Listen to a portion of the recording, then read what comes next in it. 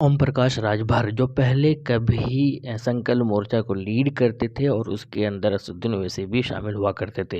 लेकिन अब जो है ओम प्रकाश राजभर असदुद्दीन ओवैसी से अलग हो गए हैं, एमआईएम पार्टी से अलग हो गए हैं और वो जाकर सपा से मिल गए हैं, उनकी गोद में बैठ गए। लेकिन एक बार फिर जो है वो असदुद्दीन की जो है उनको याद आई है और उन्होंने एक सजेशन दिया है, उन्होंने एक प्रस्ताव रखा है।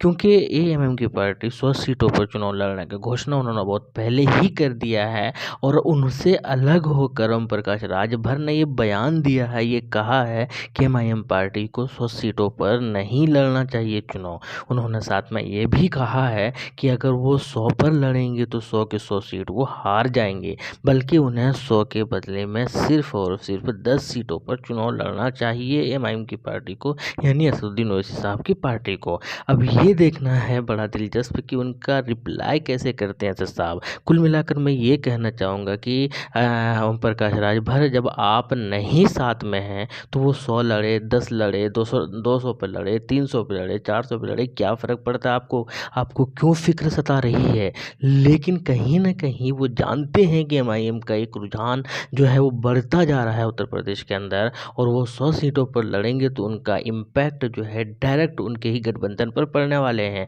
और एमआईएम की पार्टी को जो है वो शामिल करना भी नहीं चाहते। वो एमआईएम से डर भी रहे हैं लेकिन एमआईएम को शामिल भी नहीं कर रहे हैं, इसी वजह से इस तरीके की बातें कर रहे हैं। हालांकि उन्होंने ये ज़रूर कहा है कि अगर वो 10 पर लड़ेंगे तो 10 की 10 सीटें वो जीत जाएंगे, लेकिन अगर 100 पर लड़ेंगे तो वो एक भी सीट नहीं जीत पाएंगे। ये किस तरीके का लॉजिक है खैर वही बता सकते हैं। उन्होंने साथ में ये भी कहा है कि हम सिर्फ इस चीज़ की चिंता कर रहे हैं कि किस तरीके से बीजेपी यहाँ से चले जाए। अगर आप सही मायने में सर ऐसा चिंता करते तो एमआईएम को अकेला नहीं छोड़ते, उनको भी साथ में ले लेते, क्योंकि आपने साथ में ही पंचायत चुनाव भी लड़ा था कुछ महीनों पहले और उत्तर प्रदेश के अंदर कई बार आपने घोषणा किया था कि असद साहब हमारे साथ है, संकल्प मोर्चा के अंदर शामिल है। लेकिन जैसे ही आपको कोई अच्छा साथी मिला तो आपने उसको छोड़कर चला गया। खैर कुल मिलाकर यही है दोस्तों कि आपको ये सजेशन कैसा लगा?